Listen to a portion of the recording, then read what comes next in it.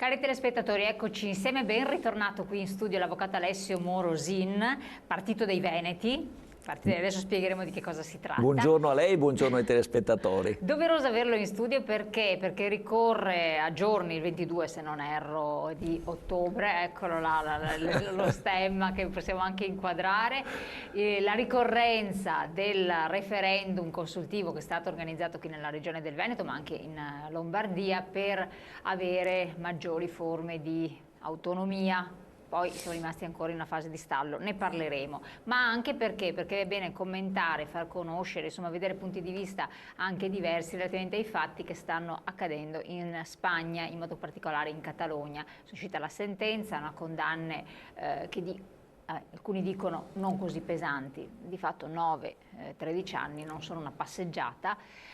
E di fatto c'è una situazione di subbuglio e di fermento molto molto forte. C'è chi dà ragione al governo, è giusto dare una frenata a certe iniziative che sono comunque iniziative politiche pericolose, chi invece dice che bisogna comunque preservare anche delle volontà popolari. Insomma, cerchiamo di capire qualche cosa meglio. Primo step, quindi Spagna, poi ci portiamo in Veneto, in Italia, e poi parliamo anche di un evento che già anticipo, così lo ripeteremo più volte, che si svolgerà al Palageox. Sabato questo, 19 di ottobre, nel pomeriggio, dove chi è interessato può anche venire. Entrata gratuita? Sì, entrata gratuita, dove vi saranno anche molti amministratori locali che porteranno la loro testimonianza, dove facciamo una convention di unione di tutte le realtà indipendentiste e autonomiste variamente presenti nel Veneto ormai da molto tempo, perché abbiamo capito che è necessario unirsi. Solo l'unione fa la forza. Ormai la Lega è diventato un partito italiano, anche un po' centralista, statalista, lo stesso Zaia pare seguire la linea di Salvini, pur imbarazzato a volte e pure premiato da un grande consenso dei nostri concittadini, però bisogna essere chiari: o si è per il territorio, quindi serve un partito territoriale, democratico ovviamente, dialogante, ma un partito territoriale che consente di acquisire quanto prima, immediatamente diciamo noi, perché è da 2 anni che aspettiamo, l'autogoverno sulle 23 materie, ma anche che si impegni democraticamente sempre per via istituzionale a reiterare quella proposta di percorso democratico per l'autodeterminazione dei popoli, che è il tema poi che ci collega anche alla Catalogna, che ci collega alla Scozia, che ci collega alle Fiandre, che ci collega ad altre realtà e comunità europee, perché è un problema dell'Europa, che oggi l'Europa sembra non vedere o non sembra nelle condizioni di gestire e di far maturare. No, non vuole far maturare palesemente, perché sta parlando in un'ottica diversa.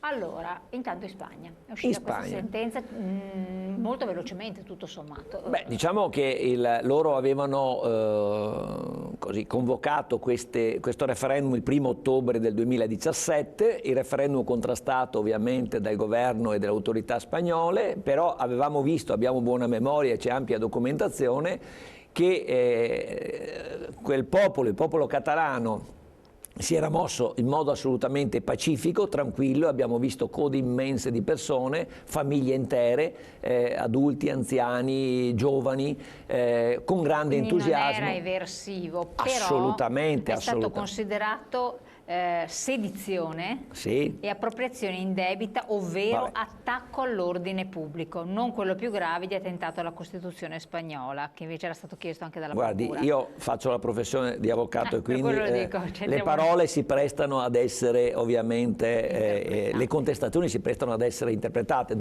Se vogliamo entrare nella valutazione strettamente giuridica possiamo anche perderci, ma diciamo innanzitutto che per esempio il reato di ribellione, come lo chiamano loro, è stato escluso in questa sentenza. Rimane quello di sedizione e quello di uso di risorse pubbliche, che sono le risorse dei catalani, per fare un voto, per chiedere un referendum. Cioè, parliamo del nulla. In realtà si contesta una posizione politica, si contesta un reato politico, e quando parliamo di reato politico già abbiamo detto tutto. Si vuole impedire l'attuazione del percorso democratico, quindi per via istituzionale, di una comunità che già era stata indipendente. La storia è analoga a quella del Veneto e che vuole autodeterminarsi, vuole tra l'altro rimanere protagonista in Europa. L'Europa non cambierebbe i propri confini. Però la Spagna perderebbe una zona bella interessante. Lei lo dice bene, qui non è un problema di democrazia, ma è un problema di risorse, di ricchezze e di prelievo fiscale che la Spagna, al quale la Spagna non vuole rinunciare, perché la Catalogna, come lo è il Veneto e la Lombardia per l'Italia, sono delle realtà molto forti economicamente, che consentono allo Stato di introitare somme rilevanti attraverso l'imposizione fiscale. Quindi è un problema di centralismo democratico, ma in realtà qualcuno dice che la condotta spagnola andrebbe veramente condannata, perché dello Stato spagnolo, perché i catalani sono stati chiamati a rispondere soltanto per aver convocato un referendum, che ovviamente ha costato anche dei soldi, ma sono soldi dei catalani. È un referendum un atto di democrazia. Se i cittadini catalani in maggioranza avessero detto di no al percorso di indipendenza, si sarebbero fermati. Allora perché avere paura della democrazia? Che cos'è la democrazia?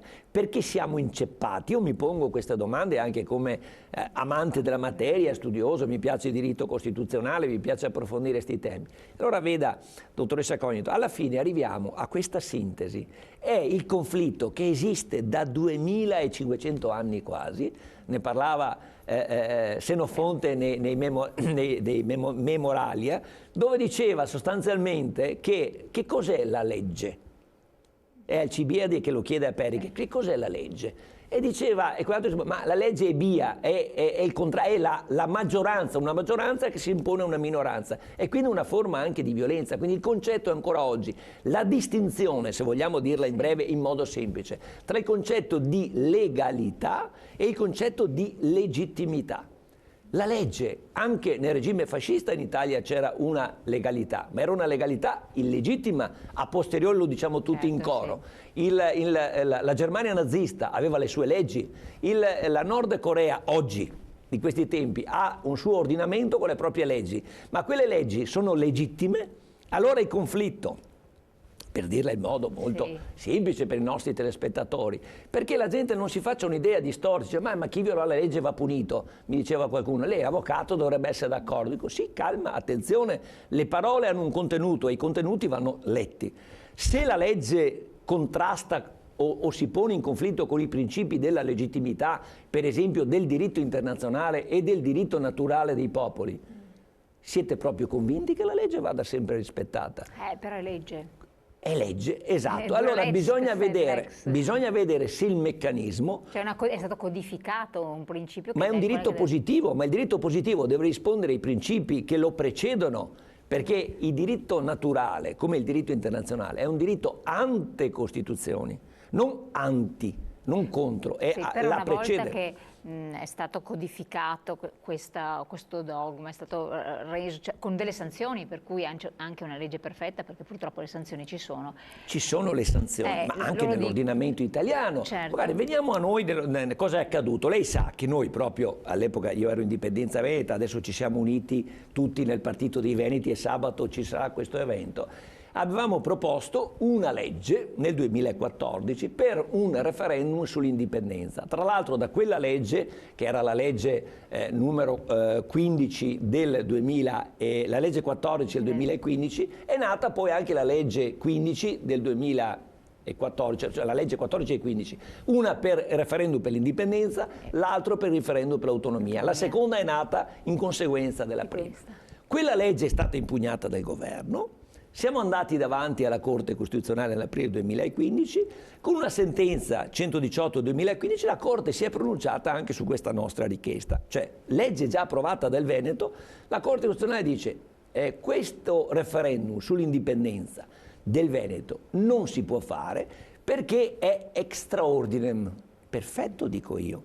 È quello che abbiamo sostenuto anche noi nelle difese avanti alla Corte. Sì. Se è extraordine, cioè vuol dire va al di là dell'ordinamento la legalità, ma allora io chiedevo alla Corte, Ma allora voi che siete giudici del parametro costituzionale della legge rispetto ai principi, se è extra ordinem e anche al di là della Costituzione, e quindi voi non avreste titolo per pronunciarvi. Guardi che l'argomento è sottile e ci sono giuristi che condividono queste impostazioni. Allora il problema... E cosa è stato risposto? La Corte ha detto che è extra ordinem, quindi non lo ha ammesso, ma a me la motivazione ha fatto molto piacere, perché era la tesi che sostenevo io. Con questa conclusione, se è extra ordinem, cioè è al di fuori dell'ordinamento, tu Corte puoi giudicare la legge del Veneto con i parametri della Costituzione, ma se tu dici che la nostra richiesta è al di là della Costituzione, allora tu non puoi neanche pronunciarti. È un tema di diritto internazionale. Vede come si torna poi all'inizio del tema. Quindi è tema assolutamente delicato, che però non va lasciato in mano solo ai giuristi, agli esperti, ma va ricondotto dove? Sul piano del dialogo e della democrazia.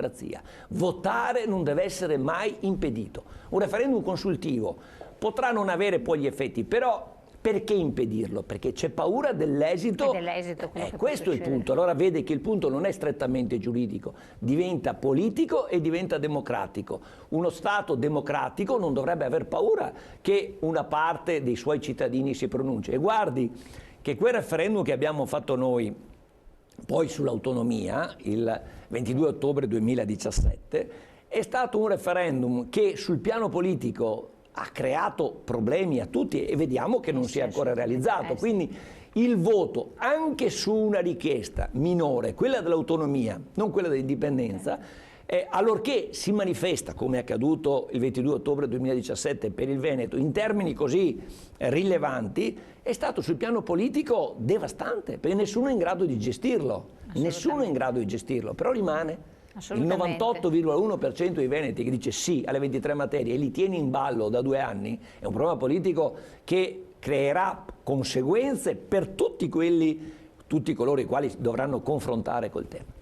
Tornando ecco, secondo lei in 9 anni, 13 anni, perché sosteneva appunto io ho interpellato sulla cosa anche degli studiosi universitari, alcuni hanno detto, sociologi, che è stato giusto, è stata una condanna giusta perché lo Stato comunque è un cardine, è un principio, deve mantenere una certa unità, perché chi rappresenta lo Stato non può infrangere certe norme e quindi la pena è consona anche di esempio.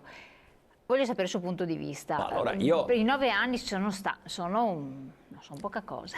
Ma a me poteva essere anche 1 anno o 15, non cambiava molto. È il fatto di decidere di condannare qualcuno che aveva ruoli... Non è una pena così, è una pena che esiste. È pesante, è molto pesante, perché si vuole sfiancare, si vuole intimorire, si vuole usare la forza dello Stato e della sua legalità, che però dobbiamo verificare se corrisponde ai principi della legittimità, perché il diritto di autodeterminazione è consacrato nella Carta dell'ONU ed è patrimonio dell'umanità, essendo un diritto naturale della gente. Quindi sociologi che parlano di questo magari si attengano all'aspetto sociologico. Io dico che non è un problema sociologico, è un problema politico, è un problema di democrazia ed è un problema di libertà. Ecco l'altro concetto che mi piacerebbe collegare e che proprio recentemente ho approfondito, tra poco uscirà un mio libro sulla democrazia, proprio per questo.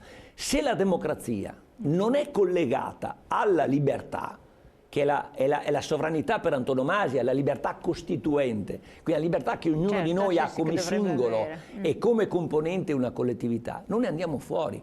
Dentro, infatti il sottotitolo del libro è la democrazia è figlia della libertà costituente e strumento della libertà costituita. Quindi la democrazia all'interno di uno Stato, anche la Corea del Nord dice di essere democratica e ha la sua legalità. Anche la Germania e tutti si dichiarano democratici. Però, dei 210 Stati che ci sono nel mondo, secondo un dato statistico, 170 circa si dichiarano democratici. Poi si va a vedere che la democrazia è un concetto molto labile. È un concetto allora io dico, quando non è un aspetto sociologico, è un aspetto politico e di democrazia collegata alla libertà.